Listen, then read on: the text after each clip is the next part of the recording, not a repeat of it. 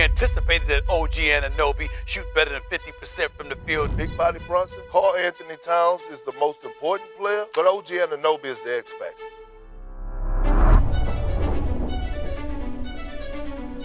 New York Knicks involving OG Anunoby is one of those games that you're gonna remember all your life. The most amazing moment in sports. It was crazy. Gets it, fires up a three. Shot no good. The tip, it's gone. It's gone.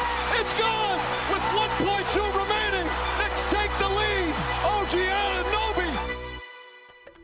He has no signature sneaker, he barely posts online, he answers the biggest questions of his life in 4 words and walks off. It feels cool. I mean, everyone's pretty excited. I'm excited too. Most casual fans couldn't pick him out of his own starting lineup. He is also the highest paid player in New York Knicks history, and on Wednesday night he authored the single loudest second this franchise has had in 50 years. It's gone! It's gone! It's gone! 48 hours later, the Knicks were NBA champions for the first time since 1973. How both of those things are true at once is a better story than the shot, because this is the second time this man has saved the season with a shot in the final tick of the clock, and he reacted to both of them like he was waiting on a bus. 6'7", born in London, raised in Missouri, he tore his knee in college, slid to the 23rd pick, and turned himself into one of the best defenders alive anyway. New York traded 2 fan favorites to get him, then made him the richest player in team history. To see why that wasn't reckless, you have to see how unusual he actually is. But that's where we're a team, like a brotherhood, you know? We have each other's backs. That's just how it goes sometimes. We would all do the same for each other, so. Start with the silence, because it's the first thing everyone notices. By reputation, OG Anunoby is the quietest man in the league. When he filmed a congratulations video for Jalen Brunson last year, he cut half of his own face off the screen. Congrats, Jalen. Well deserved. Josh Hart watched it and posted, "Something is wrong with OG." When the league left him off the all-defensive first team this spring, a snub a lot of people were furious about, I'm not discounting anybody, but frickin' OG got robbed. his whole reaction was that he thought he deserved first team. His father was a finance professor named OG Anunoby Sr. OG's mother, Grace, was a national level sprinter back in Nigeria. She died of cancer when he was 1 year old. He has no memory of her, and here's the part that makes him fascinating. The quietest man in basketball keeps authoring its loudest moments. Go back to 2020 in the bubble. The Raptors are down 2-0 to Boston and trailing by 2 with half a second left in Game 3. 1 loss from a 3-0 hole no team in NBA history has ever escaped. Buddy coming to the ball. Series on the line. Anunoby got it off, and it goes! Anunoby catches a long inbound pass over a 7'6" defender and drills a corner 3 at the buzzer to save the season.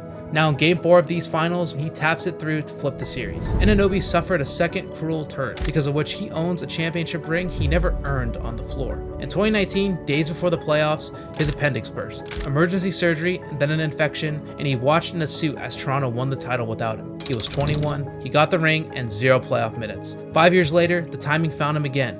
2024, second round, his hamstring goes against Indiana. The Knicks had a 2-0 series lead and let it slip. He tried to come back in Game 7, couldn't move, and got pulled after 5 minutes. New York lost. That is the bet the Knicks made when they handed him $212.5 million.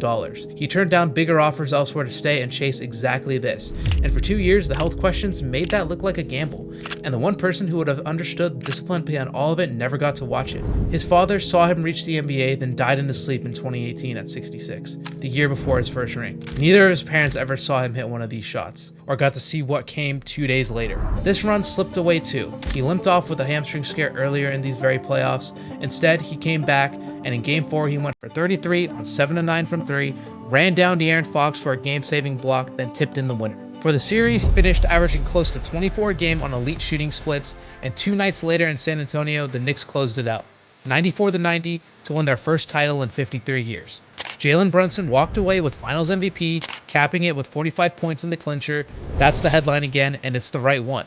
But rewind the tape on every series-defining possession this run, and the same uncredited names keep showing up, guarding the other team's best player and hitting the shots nobody saw coming. So here is the honest read. Twice this season, a franchise needed a miracle in the final second, and twice it got it from the man least likely to celebrate it. The role player label is finished. The guy New York supposedly overpaid is and a champion now, and he got there as the best two-way player on a title team, not as a passenger on someone else's ring like 2019. The all-defensive snub ages worse every single year. What's still open is bigger than a trophy. It's whether the league ever lets a player this quiet get called what he's actually playing like, a star.